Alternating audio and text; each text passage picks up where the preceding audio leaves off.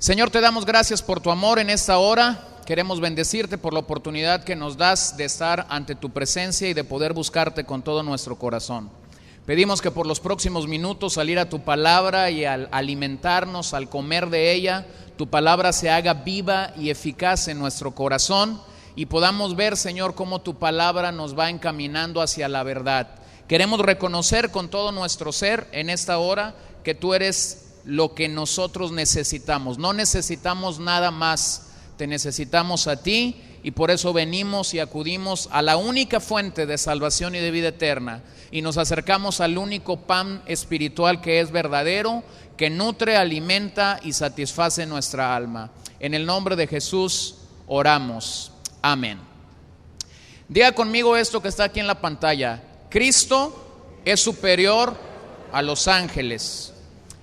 Hace muchos años el fundador del Ejército de la Salvación, William Booth, dijo esto: el mayor peligro del siglo XX será, ya estamos en el 21, ¿no? Y usted podrá decir, pues estás atrasado. No, es que quiero ubicarlo en lo que este hombre decía del siglo XX. Religión sin el Espíritu Santo, cristianismo sin Cristo, perdón sin arrepentimiento, salvación sin regeneración, política sin Dios, el cielo sin el infierno. Y me cautivó esta frase por la siguiente cita: cristianismo sin Cristo. Alguien pudiera decir, ¿un cristianismo sin Cristo es posible? Le pregunta a usted, ¿cristianismo sin Cristo es posible? Pues todos diríamos no. Pero en la práctica muchos creen seguir la senda de la vida cristiana, pero se han alejado mucho de lo que Cristo demanda de ellos. Aquí en Vida Nueva nos encanta decirlo y no nos cansamos de decir que seguimos a Jesús y que nuestra única guía segura y la palabra profética más segura es la palabra de Dios. Por ello buscamos en ella toda nuestra sustancia para nuestro peregrinaje espiritual. Para nuestro andar diario con el Señor es necesario que andemos en la verdad de su palabra. Pero, aquí está el pero, muchos conocemos la palabra, pero el anhelo de Dios no solo es que tú conozcas la palabra, no solo es que yo tenga información de la palabra, no solo es que cuando venimos y escuchamos una predicación recibamos mera información de la palabra. El anhelo de Dios es que la palabra de Dios se encarne en nuestras vidas, se injerte en nuestras vidas, de tal modo que cause transformación. Es decir, que los que escuchamos la palabra de Dios, más que estar bien informados, que eso es bueno y eso es necesario, pero más que estar informados, vayamos día tras día siendo transformados.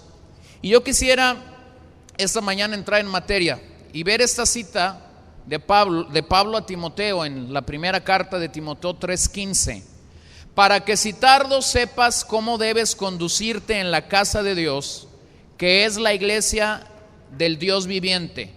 Diga conmigo esta última parte: columna y baluarte de la verdad. Pablo estaba interesado en que el pastor Timoteo, las cartas de Timoteo entran en un apartado en el Nuevo Testamento que se conocen como cartas pastorales. Es decir, es la experiencia de un pastor maduro, Pablo como apóstol, como fundador de iglesias, como pastor. Es la experiencia de un hombre que ha cabalgado en el ministerio, a un joven que también está en el ministerio. Y Pablo comienza a escribirle una serie de consejos a su discípulo amado, a su hijo amado en la fe, Timoteo, y le dice: quiero que si tardo sepas algo, cómo debes conducirte en la casa de Dios, qué es lo que tienes que hacer. Y luego Pablo dice: esta que es la iglesia del Dios viviente. Y este calificativo que Pablo da me causa mucha atención: columna y baluarte de la verdad. Columna y baluarte de la verdad. La iglesia tiene que ser esto: columna y baluarte de la verdad. Ahora, no somos arquitectos ni ingenieros civiles, pero no necesitamos mucho saber para que si yo a una edificación le quito sus columnas, ¿qué pasa? Se cae, se derriba. Si a la vida cristiana yo le quito la verdad de la palabra, si a la vida cristiana yo le quito la sustancia de ella, que es la palabra de Dios, entonces tú lo que tienes es un montón de escombros que dicen ser, pero no son. Ahora, por eso es que la frase del fundador del Ejército de la Salvación me llamó la atención: un cristianismo sin Cristo. Ahora, vean que lo que Pablo dice es interesante. No solo debemos conocer la verdad, sino que debemos andar con ella y tomar la responsabilidad que se nos ha confiado por pura gracia de Dios. No es que tú y yo seamos capaces, no es que tú y yo tengamos todo el conocimiento, pero es por pura gracia de Dios que Él nos ha entregado esta verdad y tenemos que luchar por ella. Por eso Judas en su carta dice algo muy interesante y que nosotros tendríamos que también meditar. Judas en el verso 3 dice lo siguiente: amados, por la gran solicitud que tenía de escribiros acerca de nuestra común salvación, me ha sido necesario escribiros exhortándoos que contendáis ardientemente por la fe que ha sido una vez dada a los santos. Judas está escribiendo su carta, es una carta pequeña de una hoja en sus Biblias, y cuando Judas está escribiendo les dice algo a sus oyentes. Quería escribirles acerca de la salvación, quería escribirles acerca de este gran regalo que tenemos en Cristo Jesús, pero están pasando tantas cosas alrededor de ustedes que me es necesario levantar la voz, que me es necesario dar una llamada, dar un anuncio para que contendamos por la fe. Y entonces Judas comienza a desarrollar una carta a la que yo llamo, ustedes saben que el libro de los Hechos se conoce como los Hechos de los Apóstoles, y yo llamo a esta carta de Judas los Hechos de los Apóstatas. ¿Qué es lo que Judas hace? Nos relata una serie de ejemplos de gente que negó a Dios, de gente que negó la fe, de gente que traicionó el verdadero evangelio de la palabra de Dios. Y entonces Judas dice: tengo que contender ardientemente por la fe que una vez nos fue dada. Miren, Jesús no se equivocó al advertir lo que vendría cuando Él se fuera. En Mateo capítulo 7, verso 15, dice: guardaos de los falsos profetas que vienen a vosotros con vestidos de oveja, pero por dentro son lobos, ¿qué? Rapaces. Ahora tú dices: ¿y por qué todo esto si vas a hablar de los ángeles? Yo quiero hacer un trabajo esta mañana, o quiero hacer una presentación a ustedes con un poco el tenor que Judas lo hizo. Quiero contender ardientemente por la fe, no con usted. O sea, no es que me voy a subir a un ring para pelear con usted, pero quiero esta mañana tocar un tema que a algunos marea y a otros confunden. Escúchelo bien: que a algunos marea, a otros confunde, pero que la Biblia nos da una clara y adecuada enseñanza acerca del tema. Me refiero específicamente al lugar que los ángeles ocupan en nuestras vidas. No Los Ángeles, California, no Los Ángeles de Charlie, ni ninguno de esos. Los ángeles, los seres celestes, angelicales. ¿Ok? Y entonces, miren, hay una serie de equivocaciones corriendo alrededor del cristianismo en nuestros días. Por lo menos quiero hablar de 4. No están en sus notas, así que si usted quiere tomar ahí un poquito de nota sobre esto, puede hacerlo. Hay una equivocación, es tener una fijación obsesiva acerca de los ángeles. ¿Qué es tener una fijación obsesiva acerca de los ángeles? Ver ángeles por todos lados. Hay gente que está mareada con esto. Ver ángeles por todos lados. Ver ángeles cuando vas en el carro, ver ángeles cuando te levantas, ver ángeles alrededor tuyo. ¿Y por qué esto es un desequilibrio? Porque hay gente que ha pasado a estar más atenta a los ángeles y los mensajes que ellos puedan dar que a la palabra de Dios. El primer error que yo señalo es una fijación obsesiva por los ángeles. Número 2, algunos llegan a hacer una fijación de estos seres en pinturas u obras de arte. O sea, hay quienes la fijación no solamente es que quieren ver un ángel o que ven un ángel. Hay quienes se ponen a plasmar ángeles en pinturas, en objetos, los puedes colgar. Y el problema con esto es que esto llega a convertirse en un ídolo. Se conoce como fetichismo, es decir, poner tu fe. Miren, para que me lo entiendan más claro, es como si alguno de aquí lo practicaba en el pasado. Es similar a esto, es como traer la patita de conejo colgada en el cinto, es como sobarle la panza al Buda, es como tener cualquier ídolo en nuestra cartera o en nuestro carro y pensar que al poner mi vista en esto va a tener una repercusión en mi vida espiritual. Fetichismo es poner tu fe en un obsequio, en un objeto y darle poder milagroso. Ahora déjeme le digo algo, el fetichismo es la antesala de adorar a estos objetos. Porque si yo estoy poniendo mi vista en los ángeles de una manera continua, tarde que temprano voy a caer en idolatría y los voy a comenzar a adorar. Tercer error que quiero señalar aquí. Hay quienes dicen, hay que descubrir al ángel que mora dentro de ti. Esto es una aberración bíblica, es antibíblico. No hay ninguna base en toda la escritura, ni lo hizo Jesús, ni lo hizo un apóstol, ni lo hizo nadie, para decir hay que descubrir al ángel que mora dentro de ti. La Biblia nos invita a poner nuestra fe en Jesús, a crecer espiritualmente, a hacer menguar la carne. A eso sí nos invita la Biblia. No andar buscando ángeles y descubrir al ángel que mora dentro de nosotros. El otro error que quiero señalar aquí: jamás deberíamos pensar en un ángel como un intermediario entre Dios y los hombres. Jamás. La Biblia es clara cuando dice que el único intermediario entre Dios y los hombres es ¿quién? Jesucristo. Los ángeles no son intermediarios entre Dios y los hombres. Por eso, escuche bien, no oramos a ellos. No oramos a ellos.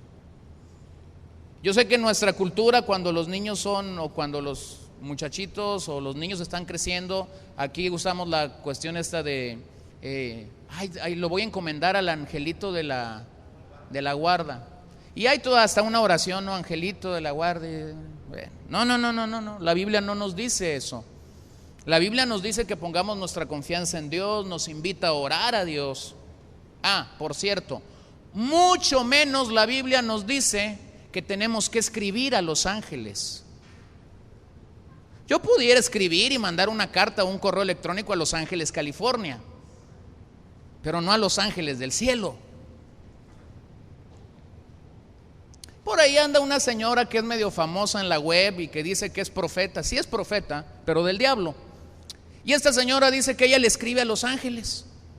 Y como muchos la siguen y como tiene mucha popularidad y que se cree la última Coca-Cola del desierto, pues tiene influencia.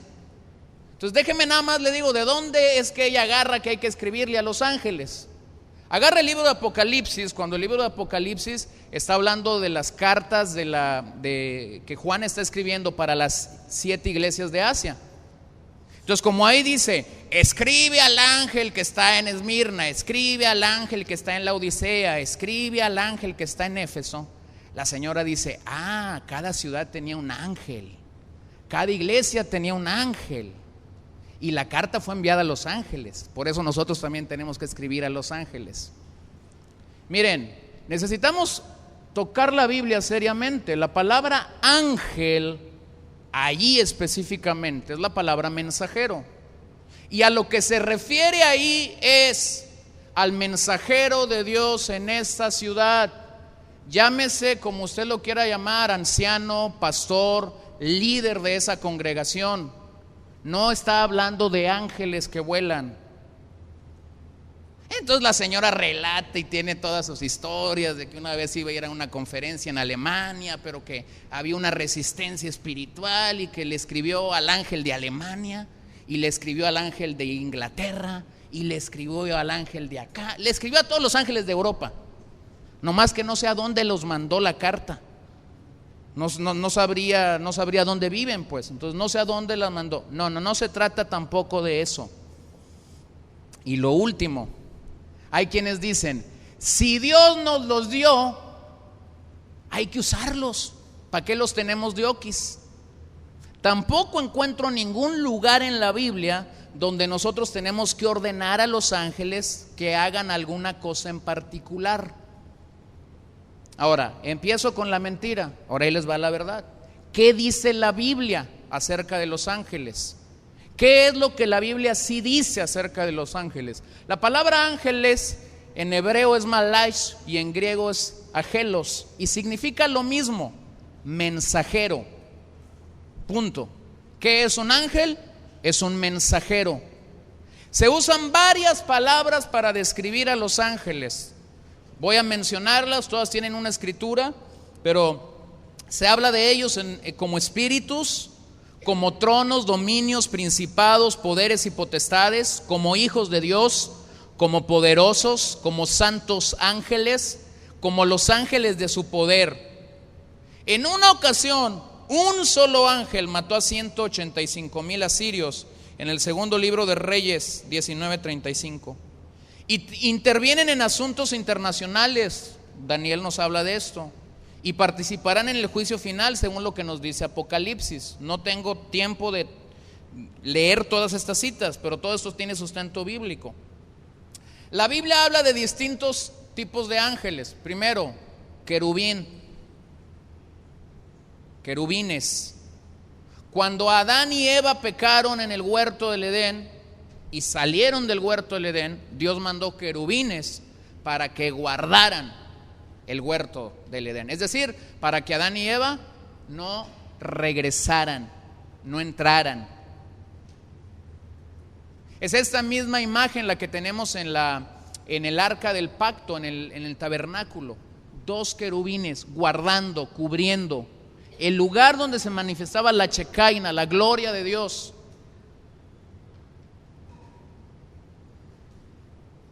Estaban guardando estos lugares. El segundo tipo que tenemos es serafín. La única escritura donde se habla de los serafines es Isaías capítulo 6. Significa brillante, refulgente o ardiente. Brillante, refulgente o ardiente. El tercer tipo de ángeles que la Biblia nos habla es arcángel o arcángeles. Y ese término aparece solo 2 veces en el Nuevo Testamento. Una en Primera de Tesalonicenses 4:16, donde dice que con voz y trompeta de arcángel el Señor descenderá por los suyos. Y también en la carta de Judas, verso 9, donde se nos dice que el arcángel Miguel contendió por el cuerpo de Moisés. Nada más, las únicas 2 veces donde se habla de el término arcángel, no hay más. Ahora, se le da el título a Miguel, al arcángel Miguel, y Daniel lo llama el gran príncipe en Daniel 10:13 y Daniel 12:1. Y al final en Apocalipsis 12:7 dice que Miguel luchará con el dragón y sus ángeles malvados. Son los únicos 3 tipos de ángeles que la Biblia nos dice que existen, y en cada uno de estos casos tenemos un apoyo escritural. Ahora déjenme contestar otra pregunta. ¿Cuál es la función de los ángeles? ¿Para qué son? ¿Qué hacen? ¿Para qué Dios los creó? Porque eso es lo que tenemos que entender. Son criaturas de Dios. Así como Dios creó al hombre, creó también ángeles. O sea, tuvieron un principio. Dice la Biblia en Hebreos 1, verso 13 al 14: pues, ¿a cuál de los ángeles dijo Dios jamás: siéntate a mi diestra hasta que ponga a tus enemigos por estrado de tus pies? Es una pregunta. Y luego dice el verso 14: ¿no son todos espíritus ministradores enviados para servicio a favor de los que serán ¿qué? Herederos de la salvación? Ese es el pasaje que algunos agarran y agarran monte con él para decir: son enviados para servicio a favor.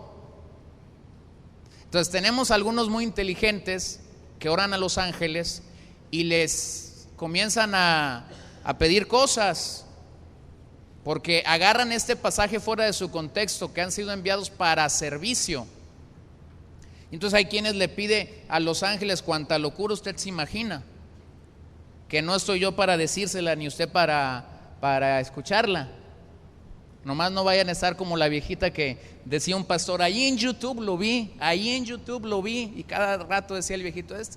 Y viene una viejita al domingo siguiente y le dice: pastor, yo no le creía, pero ahí en el tuyo lo vi. Miren, la Biblia nos dice claramente la función. Nuevamente hay muchas citas bíblicas, solo voy a mencionar la función. Están ante el trono de Dios. ¿Qué hacen? Lo adoran. Adoran al Cordero. Anhelan comprender el glorioso plan de la salvación. Son instrumentos de Dios. Escuche bien, son instrumentos de Dios para ejecutar sus obras providenciales. Son instrumentos de Dios, no nuestros. O sea, Dios no nos los mandó para que nosotros les demos órdenes. Dios no nos los mandó para que nosotros digamos: a ver, angelito, hoy no quiero trabajar, agarra la escoba y barre la casa. No, son instrumentos de Dios. La ley fue ordenada por medio de ángeles. Son instrumentos de bendición para el pueblo de Dios. Pero también la Biblia nos dice que son instrumentos de castigo para los enemigos de Dios. Y en el día final la Biblia nos dice que separarán a los buenos de los malos. Es lo que dice la Biblia. Ahora déjeme ver aquí algunas cosas en las que tenemos que crecer. Número 1, no deben ser adorados. Los ángeles no deben ser adorados, no reciben adoración. La razón es muy sencilla. ¿Por qué es que no deben ser adorados? La razón es porque son criaturas. Dios los hizo. De la misma manera como nosotros no debemos ser adorados, tampoco ellos son adorados. ¿En qué consiste la adoración entonces? La adoración consiste en centrarnos en Dios, en adorar a Dios, pero no a sus criaturas. Número 2, ¿son más elevados que los hombres? Sí, son más elevados que los hombres. Y no lo digo yo, lo dice la Escritura en el Salmo 8, versos 4 y 5. Son más elevados que los hombres. Dice el Salmo 8: digo, ¿qué es el hombre para que tengas de él memoria? Y el hijo del hombre para que lo visites. Le has hecho, ¿qué? Poco menor que los ángeles, y lo coronaste de gloria y de honra. Lo hiciste poco menor que los ángeles y lo coronaste de gloria y de honra. Entonces, ¿son más elevados? Sí. Número 3, son espíritus ministradores. Ya lo leímos en Hebreos 1, verso 14. Son espíritus ministradores para aquellos que han de heredar la salvación. No se dice específicamente lo que hacen. ¿Se da cuenta de eso? O sea, dice, son espíritus ministradores para aquellos que habrán de heredar la salvación. No se dice lo que hacen. Y ese es un problema. Como no se dice lo que hacen, muchos especulan con lo que hacen. Pero no podemos especular con la Biblia. Esto ha dañado mucho el cristianismo de nuestros días. La especulación ha afectado tremendamente el cristianismo de nuestros días. Vean ahí en sus Biblias, Hebreos 13:2.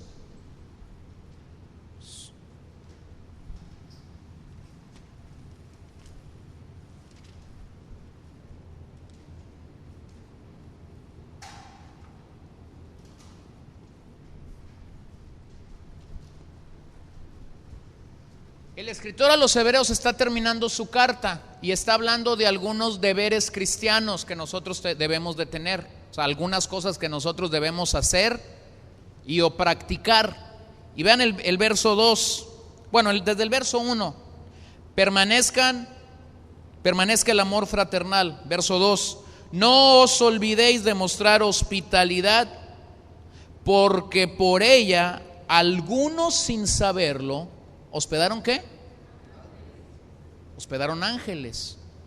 Y de aquí se agarran para especular. Mi casa está muy grande, aquí sí cabe un ángel. Mi recámara está muy grande, voy a comprarme un sillón grande para que sus alas puedan estar bien. ¿Qué es esto? ¿Qué significa la palabra ángel, dijimos? Mensajero. Algunos hospedaron ángeles, dice.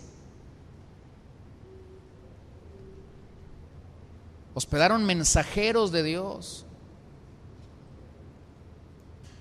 Usted recibió a alguien en casa que es alguien que comunica la palabra de Dios, alguien que anuncia el evangelio, alguien que proclama el evangelio. Usted puede saber o usted puede entender que usted recibió a un mensajero. O sea, no se trata de poner ahora que salimos de estos 2-3 días que estuvimos fuera de casa, cuando llegamos a mi casa, Fernanda me tenía una cartulina ahí en el frente de la casa y decía, bienvenido papá. No se trata de que usted tenga una cartulina o un panfleto o un banner allá afuera y usted esté diciendo, bienvenido a cuanto ángel quiera venir a visitarme. No se trata de eso, pero especulan con este verso. Y tenemos que cuidar de esto. Número 4, llevan mensajes especiales. Los ángeles en la Biblia los vamos a encontrar llevando mensajes especiales. Lo vemos repetidas ocasiones en el caso de Abraham, de José, de Daniel, de María. Los discípulos anunciándoles la resurrección.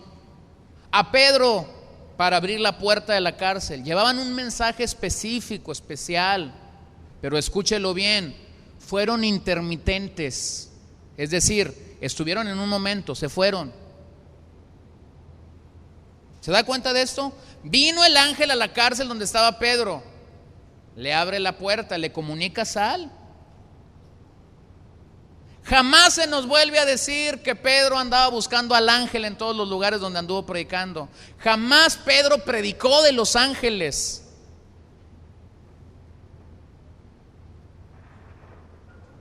¿Se da cuenta? No podemos hacer eso. Fíjense lo que Gálatas 1:8 nos dice. Está Pablo escribiéndole a los hermanos en Galacia. Mas si aún nosotros o un ángel del cielo os anunciare otro evangelio diferente del que os hemos anunciado, ¿sea qué? Anatema, o algunas versiones dice sea maldito.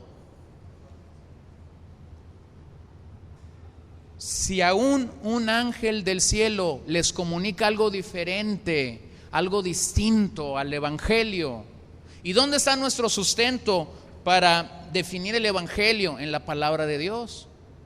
Así que usted puede tener cuanta visión se le ocurra, o la gente puede tener cuanta visión se le ocurra, pero si el mensaje contradice el evangelio, usted no puede creer eso. Usted tiene que regresar a la esencia del evangelio.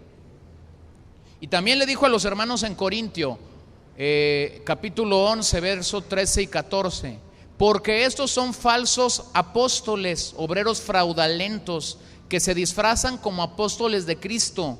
Y no es maravilla, porque el mismo Satanás se disfraza, ¿como qué?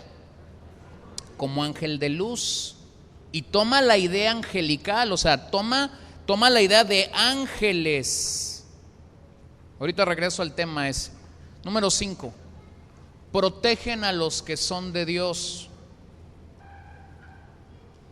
Protegen a los que son de Dios. El Salmo 34:7 dice: el ángel de Jehová acampa alrededor de los que le temen y los defiende. Y recuerde que la expresión ángel de Jehová en el Antiguo Testamento era una expresión que ahora nosotros la definimos o la entendemos como una teofanía, es decir, la imagen de Jesús preencarnado o en su estado de preencarnación, antes de nacer, antes de tomar forma humana. Pero nos define aquí básicamente que la idea era guardar, guarecer, proteger.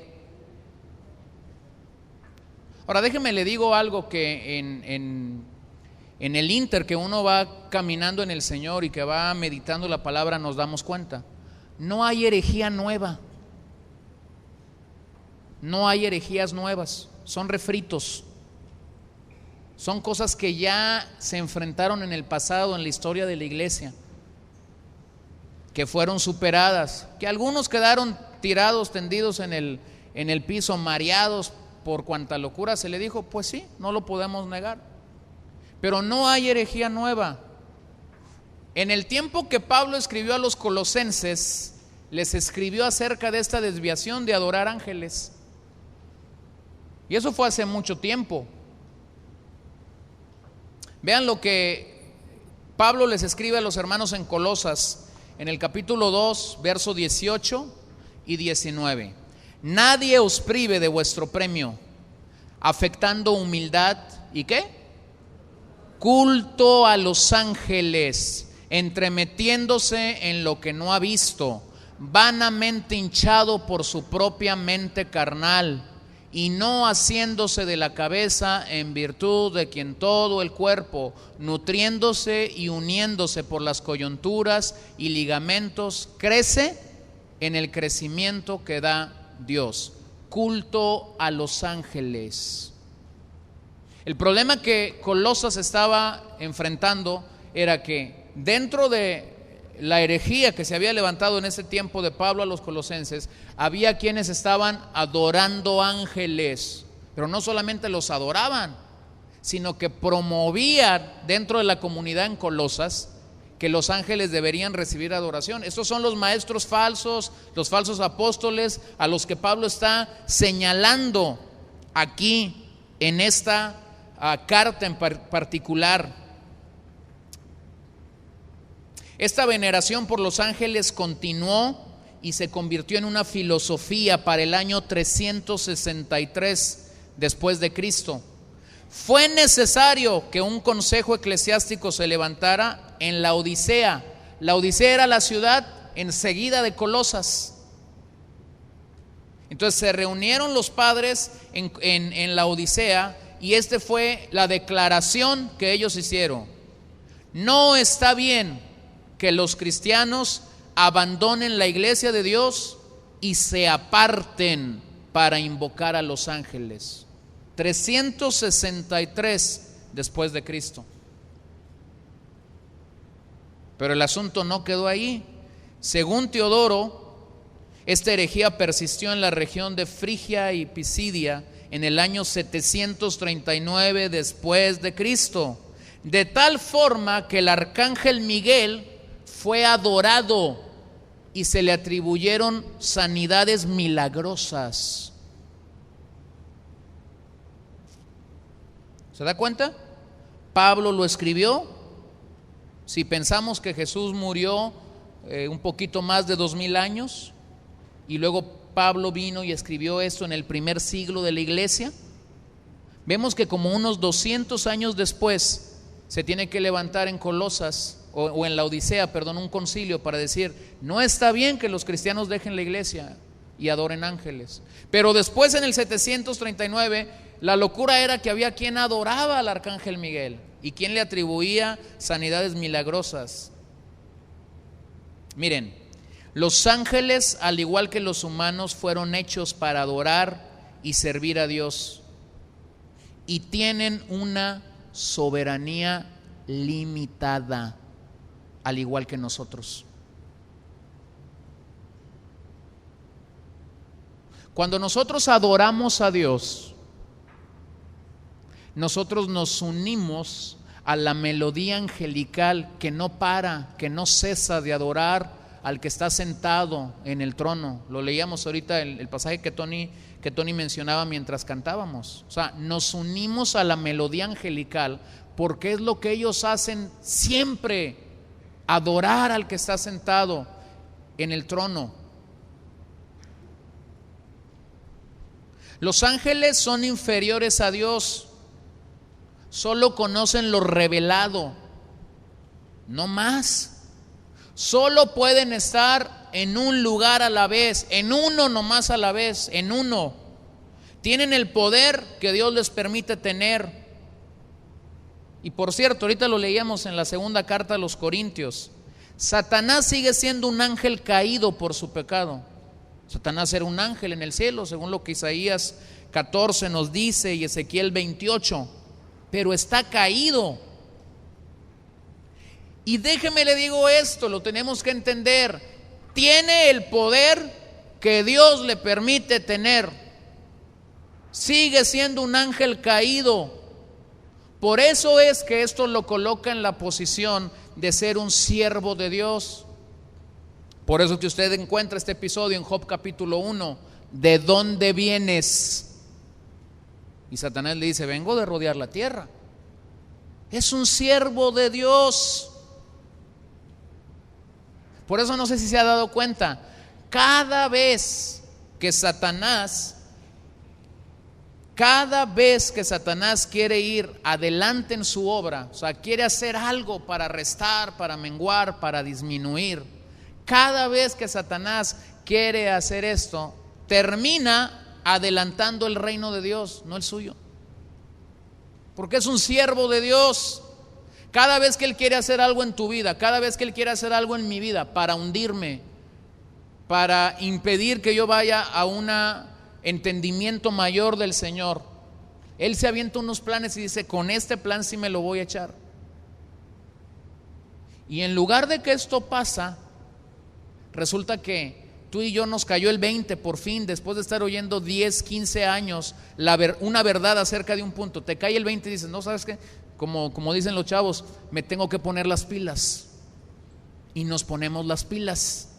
Y en vez de que el reino del mal avance, lo que avanza es el reino de Dios. Hay un autor, Erwin Lutzer, y él escribe en su libro La serpiente del paraíso lo siguiente: el diablo es tan siervo de Dios ahora, en su rebelión, como lo fue antes de su caída. No podemos olvidarnos del dicho de Lutero, el diablo es el diablo de Dios. Satanás tiene distintos roles dependiendo de los propósitos y el consejo de Dios, y está obligado a servir a la causa de Dios en este mundo y a seguir los mandatos del Todopoderoso. Hemos de recordar que el diablo todavía tiene poder, pero nos complace saber que solo puede ejercerlo bajo las directrices divinas. Satanás no puede ejercer su voluntad sobre este mundo a su propia discreción y deseo. Ahora déjeme le digo algo. Cuando Pablo escribe la carta a los colosenses, circulaba entre ellos una herejía que, para poder entenderlo esta mañana, tenemos que describirla y tenemos que entenderla. Esta era una doctrina acerca de Dios y acerca de la salvación, pero que oscurecía la gloria de Dios, menguaba la gloria de Dios. Hay tres características de esta herejía. Número uno, era una herejía ritualista. Basaba su doctrina en rituales. Colosenses 2:16 nos habla de esto. de cómo ellos hablaban de las comidas, de las bebidas, observaban días y épocas sagradas. Y por medio de todos estos rituales trataron de ganar la salvación. Usted y yo hoy sabemos que la salvación no puede ser ganada por nada.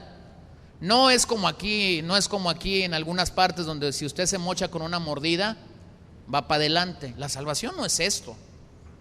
La salvación no la compramos. La salvación no podemos pagar una mordida para que se nos dé. La salvación es la obra de Dios a través de la persona única de Jesucristo, viniendo a morir por nosotros en el Calvario, entregándose, dándose por nosotros con amor eterno. Y cuando nosotros depositamos la fe, entonces somos salvos. Pero hoy aún hay quienes tienen ciertos sistemas y rituales por los que buscan sustituir la necesidad que la gente tiene de ser salva.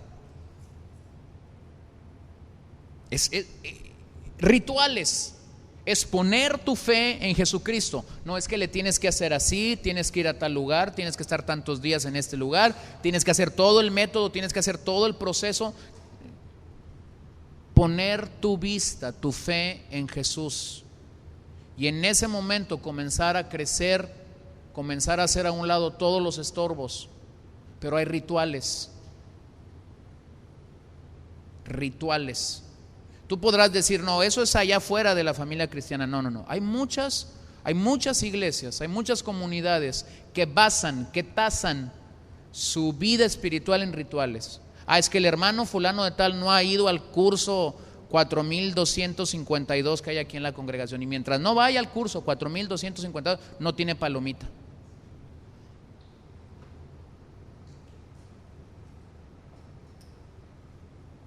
Se podrá llamar curso 4552 y el 22 apartado B y lo que tú quieras. Rituales.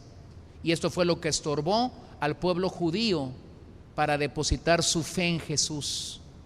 Rituales, comidas, bebidas, días festivos, guardar esto, guardar lo otro. La segunda característica que la herejía tenía es que era ascética. El ascetismo es dirigir la religión hacia el extremo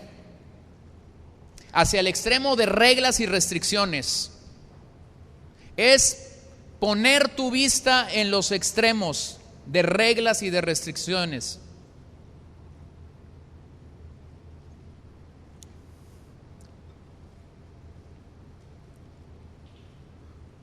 Y tú podrás decir, no, también eso ya está superado, ya no hay. No, sigue habiendo lugares donde hay restricciones de una manera increíble. No podemos tasar la vida espiritual en el punto del ascetismo, ¿no? Es como si alguien dijera, en esta congregación mascamos solo chicles Adam. Y entonces que usted va al Oxxo y dice, deme unos chicles. ¿De cuáles? Adam. Y le dice el del Oxxo, no hay, nomás hay motita. Bueno, pues démelo. Y usted se va, se sube a su carro y se echa el motita. Y cuando se echa el motita comienza el remordimiento acá adentro. Ya le fallé a Dios. ¿Dónde dice la Biblia eso? Pero como tenemos muchas restricciones a veces, andamos más enfocados en las restricciones, en las reglas, que en seguir a Jesús. Hace unos meses yo platicaba con una persona que es cristiana desde mucho tiempo atrás, y ella me decía esto. Ella me daba datos y señalamientos y me decía, es que mucha de mi generación se perdió, no sigue al Señor. Y cuando yo me hago la pregunta, ¿por qué se perdió? Yo te voy a decir qué es lo que yo he llegado a creer, me decía. Se perdieron porque nos enseñaron a tenerle miedo a Dios. Nos dijeron, no esto, no esto, no esto, no esto, no esto, no esto. Nunca nos enseñaron a amarlo. Y nunca nos enseñaron lo que sí se podía hacer. Bueno, le dije, pues si tú lo dices. Y tenía todo un historial ahí. Entonces necesitamos tener cuidado con esto. La herejía en Colosas era ritualista, era ascética, y tercero, que es de lo que quiero hablar más esta mañana, era mística. era mística.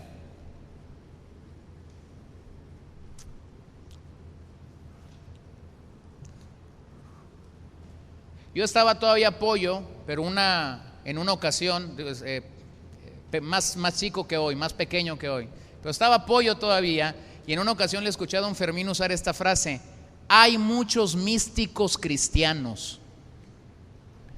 Yo la apunté, me acuerdo, ahí en las notas, y yo ni sabía con qué se comía eso, ni sabía que era místico. Y se escuchaba, la frase se escuchaba medio interesante, ¿no? Ahora lo entiendo. Ya han pasado los años y ahora lo entiendo. ¿Qué es el misticismo? Hablaban de revelaciones y visiones que solo se mostraban pero a algunos iluminados. O sea, no era para todos, era para los meros de adelante o los más entendidos. Pero el misticismo que había en Colosas era solo algunos, los más encumbrados, los más iluminados. Y dentro de lo que veían, y dentro de lo que razonaban, y dentro de lo que recibían, ¡pum!, ahí acomodaban a los ángeles. Veían angelitos. Y por eso es que estaban dando culto a los ángeles. Entonces, ¿qué es lo que ocasiona el misticismo? Cuando el misticismo está dentro de la esfera de una iglesia, de una congregación. ¿Qué es lo que ocasiona el misticismo? Una clase aristócrata, una clase de iluminados dentro de una comunidad. Es que a él Dios le habla.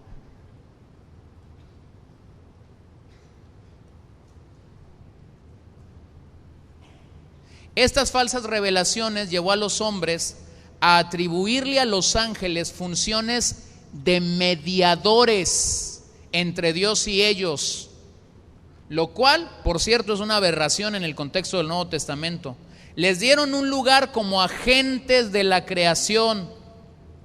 Darle ese lugar es hacer lo mismo, escúcheme bien, darle el lugar a los ángeles de mediador es caer en el mismo error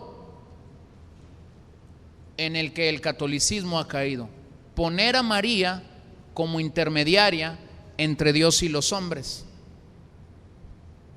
Y lo voy a volver a decir porque tenemos que estar libres de todo espanto.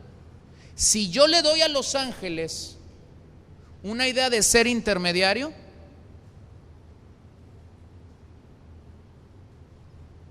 ser un intermediario, usted está en el mismo error que un católico romano, que coloca a María como un intermediario entre Dios y los hombres.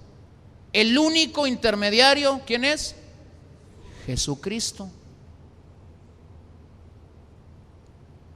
Ahora usted pudiera decir: no, yo el culto a María lo dejé, pero algunos andan mareados con los ángeles. Entonces, aquí está el remedio, porque el remedio te lo da la palabra siempre. Miren lo que dice 1 de Timoteo 2:5, para que no digan que yo se los dije.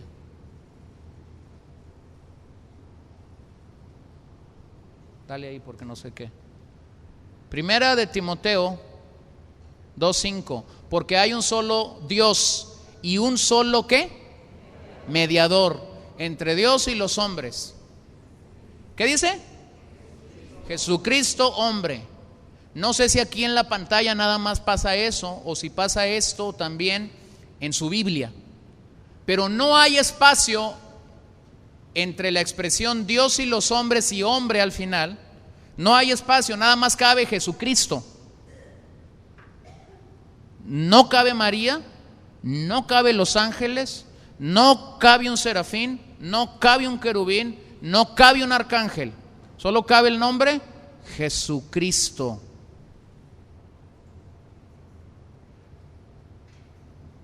Es fácil de entenderlo cuando lo vemos en la Escritura, cuando lo vemos en la Biblia, ¿no? Un ángel del Señor. Entonces, la herejía de Colosas había hecho una mezcla, entiéndalo así: un poco de judaísmo, un poco de paganismo y un poco de cristianismo. Judaísmo, ¿por qué judaísmo? Hablaban de rituales, hablaban de comidas, hablaban de guardar días, hablaban de guardar lunas. Los judíos eran especialistas en todo esto. Paganismo, porque tenían un poco de lo que estaba pasando en el mundo espiritual de afuera y cristianismo.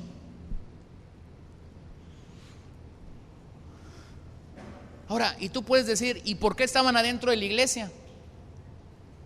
Porque pasa algo interesante en Colosas, como pasa hoy en nuestros días. Los colosenses no negaron a Cristo, pero sí lo destronaron.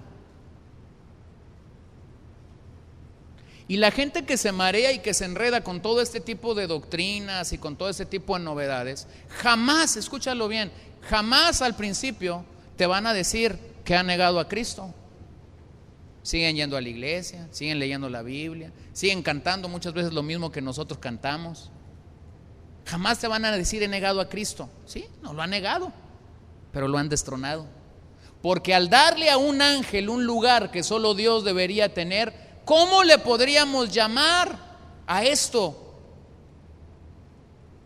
Mientras los místicos pretendían ganar presencia con sus visiones y demás, Pablo se toma todo el tiempo en la carta a los Colosenses, si ustedes la pueden leer en casa. Pablo se toma todo el tiempo para explicar la universalidad del reino de Dios. Es decir, el reino de Dios es para todos, no para unos cuantos iluminados y atolondrados. Es para todos. No es para el que ve visiones, no es para el que experimenta algo, no es para el que siente algo.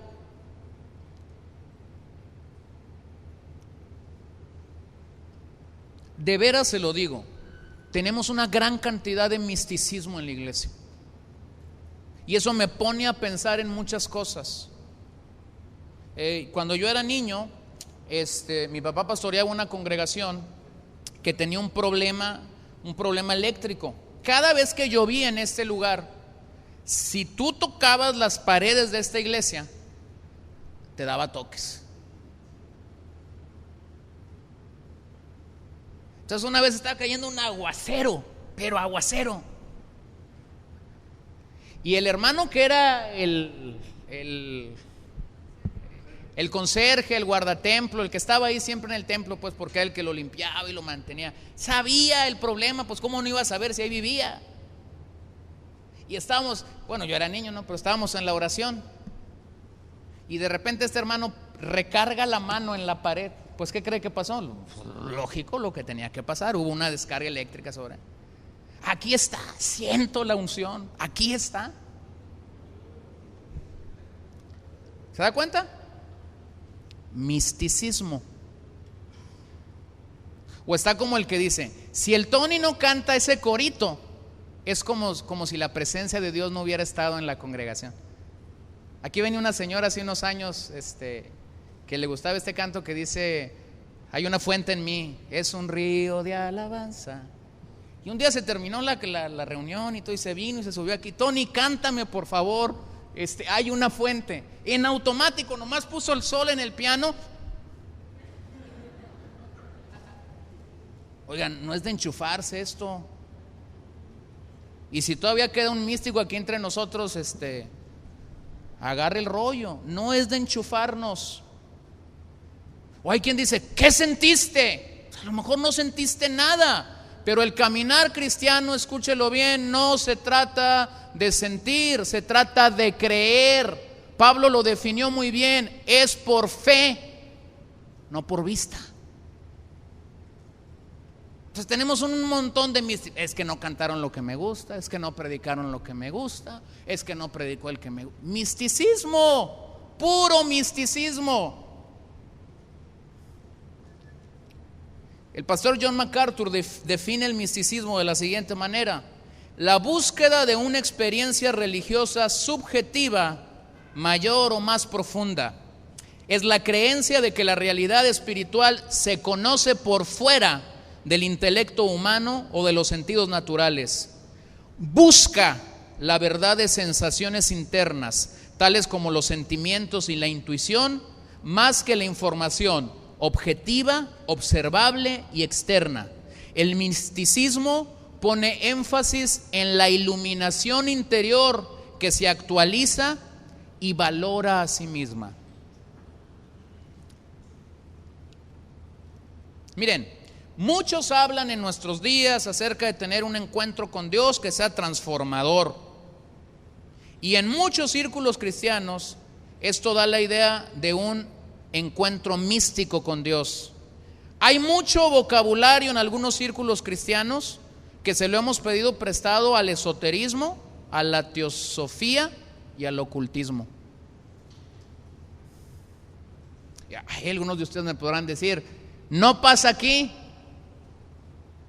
Pero yo les digo algo, pasa muy cerquita de aquí y el eco nos llega. Y como el eco nos llega, hay que estar bien parados para cuando el eco nos llega, de tal forma que el eco no nos maree. Pablo señala cómo estos falsos maestros hacían alarde de una unción mística con Dios. Y fíjense el señalamiento que Pablo le da a los colosenses: eviten que estos maestros los priven de su premio. Los falsos maestros de antaño, como los de nuestros días, basan su teología en visiones, sueños y la famosa frase Dios me habló. Esta es la plataforma para mucha falsa enseñanza.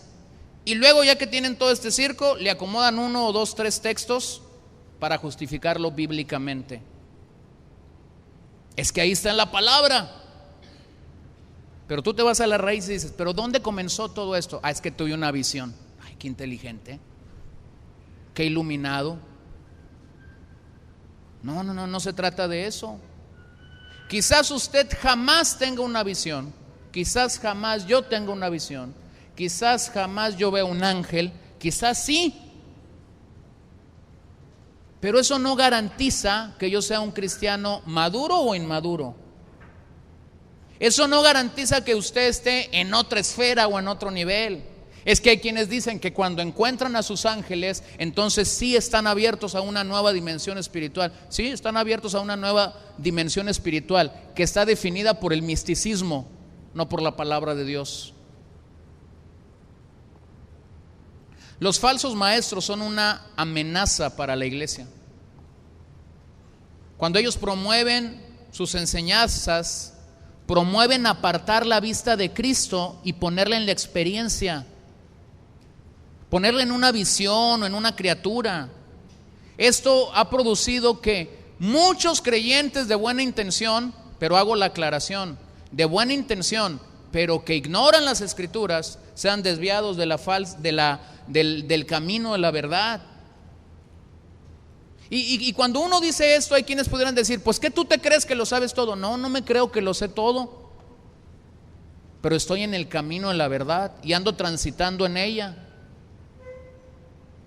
No es que lo sepa todo, pero hoy las visiones y las manifestaciones parecen ser primordiales y aún estar por encima de la palabra de Dios.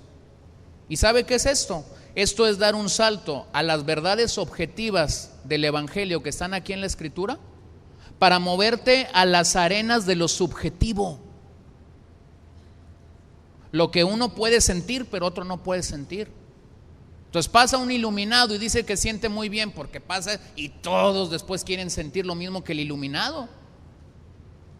No se trata de eso, hermanos. Quiero terminar con unas citas bíblicas, porque Pablo no solamente señaló lo mal que la iglesia de Colosas estaba. Vean lo que Pablo les dijo en el capítulo 1, verso 15 al 19. Él es la imagen del Dios invisible, el primogénito de toda creación, porque en Él fueron creadas todas las cosas, las que hay en los cielos, las que hay en la tierra, visibles e invisibles, sean tronos, sean dominios, sean principados, sean potestades. Todo fue creado por medio de Él y para Él. Y Él es antes de todas las cosas, y todas las cosas en Él subsisten. Aquí hago un corchete. Eso significa que Jesús es antes que los ángeles y que los ángeles subsisten en Él. O sea, los ángeles son porque Dios los creó, no al revés. Verso 18, y Él es la cabeza del cuerpo que es la iglesia, el que es el principio, el primogénito de entre los muertos, para que en todo tenga la preeminencia. ¿Quién tiene que tener la preeminencia? Cristo. por cuanto agradó al Padre que en él habitase toda la plenitud. Pablo lo declara de una manera muy clara: no hay crecimiento sin Cristo, y para que haya crecimiento tenemos que estar unidos a Cristo, no a un ángel. La respuesta de Pablo a tal situación es sencilla: pon tu vista en la única persona de Jesucristo. Y luego vean el capítulo 2, verso 9: porque en él habita corporalmente toda la plenitud de la deidad. Está hablando de Jesús. Y luego el verso 14, 15: anulando el acta de los decretos que había contra nosotros, que nos era contrario, quitándola de en medio y clavándola en la cruz, y despojando a los principados y a las potestades, los exhibió públicamente, triunfando sobre ellos en la cruz. Cristo, no un ángel. Es el escritor a los Hebreos quien inicia su carta así: Dios, habiendo hablado muchas veces, de muchas maneras en otro tiempo, a los padres por los profetas, en estos postreros días nos ha hablado por el Hijo, a quien constituyó heredero de todo, y por quien asimismo hizo el universo, el cual, siendo el resplandor de su gloria, la imagen misma de su sustancia, y quien sustente todas las cosas con la palabra de su poder, habiendo efectuado la purificación de nuestros pecados por medio de sí mismo, se sentó a la diestra de la majestad en las alturas. Dígalo bien fuerte conmigo el verso 4: hecho tanto superior a los ángeles, cuanto heredó más excelente nombre que ellos. Como decimos acá en México, más claro no puede estar, ¿no le parece? Es Jesús, es tanto superior a los ángeles, por eso heredó un nombre que es más excelente que el que ellos tienen. Los ángeles son mensajeros invisibles, no los vemos, que nos ayudan y protegen en nuestro camino, pero Cristo es superior a ellos. ¿De cuántos accidentes automovilísticos hemos sido librados donde el instrumento que Dios ha usado es un ángel? Gloria a Dios. Pero al que damos la gloria, ¿es a quién? A Dios, no al ángel. El ángel es un instrumento nada más. ¿De cuántas cosas Dios nos ha librado? Que el instrumento ha sido un ángel. Pues no lo sabemos, o a lo mejor sí lo sabes. Yo le preguntaba a mi mamá cuando mi mamá entró al quirófano, que iban a ser mi hermano mayor. Ella vio un ángel en este quirófano. Y yo hace poquito le hacíamos la pregunta. No, dice, yo nada más lo vi, nada más. Lo vi ahí, estuvo un momento como trayéndome la seguridad, la confianza de que Dios estaba ahí. No pasó de ahí. No nació Aarón Fernando y le pusieron Ángel Fernando. ¿Se da cuenta de esto? No salió del quirófano adorando a un ángel. Porque lo que tenemos que entender es, son instrumentos que Dios nos da, que Dios nos envía, que cumplen un propósito. ¿De cuántas cosas hemos sido librados? Yo estaba llegando una vez a mi casa y Paola estaba en el carro y creo que estaba embarazada, pero salieron dos tipos de otra casa corriendo. Yo no sé si habían robado, si habían hecho algo malo, pero salieron corriendo a toda velocidad. Me pasaron, no sé, milímetros quizás de distancia. Ellos no se iban a parar para que yo hiciera lo que tenía que hacer, pero pasaron a toda máquina, como decimos aquí. Es más, yo sentí el airecito así, ¿no? Cuando pasaron. Y no nos explicábamos ni ella ni yo cómo fue que no me tumbaron, cómo fue que no me golpearon en el camino. Yo no sé si Dios mandó un ángel. Tampoco estoy preocupado por saber si mandó un ángel o no mandó un ángel, porque si mandó a un ángel, escúchelo bien, de todas maneras yo voy a ir a su presencia, y al que voy a adorar y al que voy a bendecir por protección, ¿es a quién? A Dios, porque Él es superior a los ángeles. Y Hebreos lo dice de una manera tan clara. Escuché a un predicador, Dani Bonilla, decir que en una ocasión llegó a Nueva York, a la iglesia donde él pastorea, y mientras estaba bajando de su carro, vinieron dos individuos con pistola en mano para asaltarlo. Y cuando vinieron estos dos individuos con pistola en mano para asaltarlo y que estaban con las armas encañonándolo y queriéndolo amagar, ellos de repente, inesperadamente, salieron corriendo con una cara de temor increíble. Y este pastor lo único que hizo fue pues seguir, agarrar su Biblia, bajarse del carro completamente y entrar a su iglesia. Y él iba adorando a Dios diciendo: Señor, gracias porque me guardaste, porque me protegiste. No terminaba de predicar cuando los dos bandidos entraron por la puerta del santuario. Venían llorando, venían humillados y venían acá al altar porque dijeron esto: no sé qué es lo que tú tienes, pero lo queremos. Cuando fuimos a asaltarte, eran mucho más grandes que nosotros, los dos guaruras que traías. ¿Se da cuenta de esto? De cuánta gente, de cuánta cosa Dios nos libra. Y este pastor decía: yo jamás he visto ángeles, dice, pero estos tipos vieron 2 ángeles. Después los describieron y dijeron: vimos, estaban ahí contigo, te estaban guardando. Puestos de pie, por favor. Cristo es el Hijo, los ángeles son siervos. Cristo es soberano, los ángeles son súbditos. Cristo es creador, los ángeles son criaturas.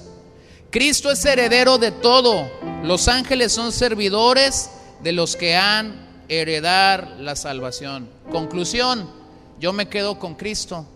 Quien se quiere quedar con sus angelitos, que le vaya bien, que Dios lo bendiga y que sus ángeles lo salven y lo lleven al cielo. ¿Se da cuenta? Así de fácil, así de sencillo. No nos marea, no nos tumba, no nos invita a despojar nuestra fe de Jesús.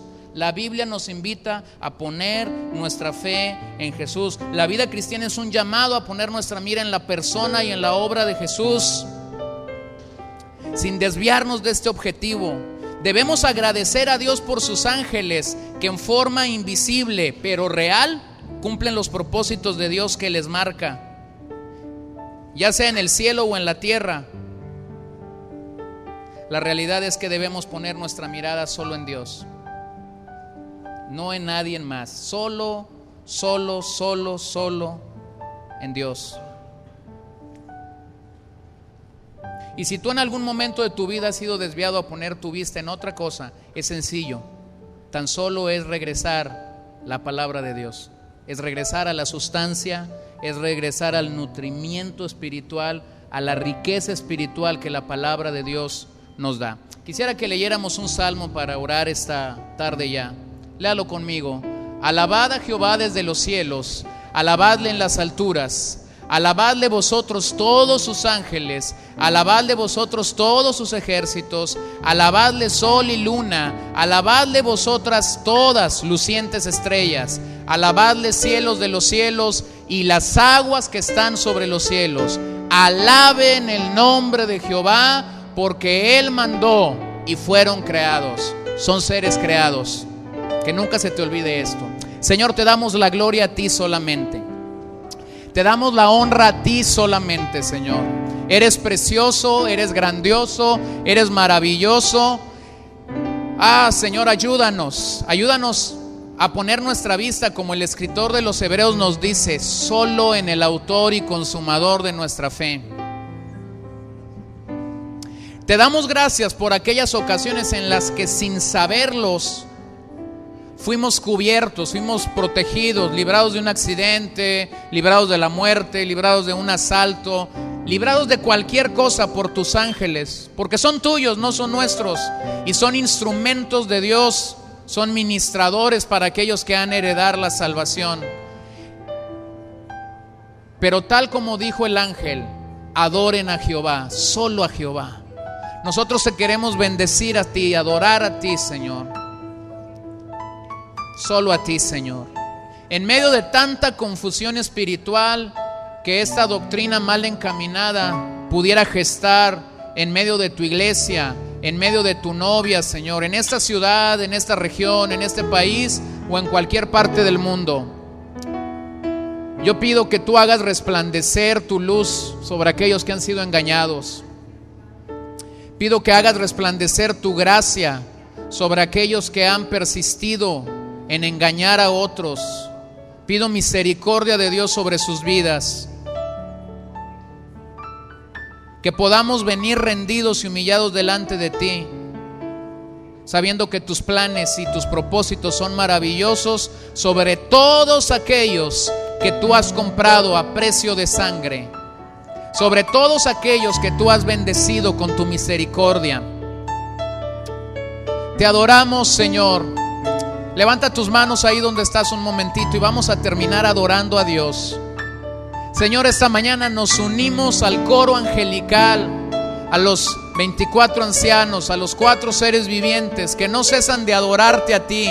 Es al que está sentado en el trono, es al que está rodeado de luz, es al Cordero inmolado, al único que queremos bendecir, adorar, exaltar, glorificar. Podemos decir con toda claridad: no a nosotros, oh Dios, no a nosotros, sino solo tu nombre sea exaltado, sea glorificado, sea levantado. Permítenos salir de este lugar bendecidos con tu presencia, con tu palabra, sabiendo que estás interesado en que nosotros caminemos, progresemos y podamos saber que tú eres el único mediador entre Dios y los hombres. No hay otro. Solo Jesucristo, hombre, es el que puede mediar entre el Padre y yo. Es el que puede ser un verdadero intercesor entre el Padre y yo.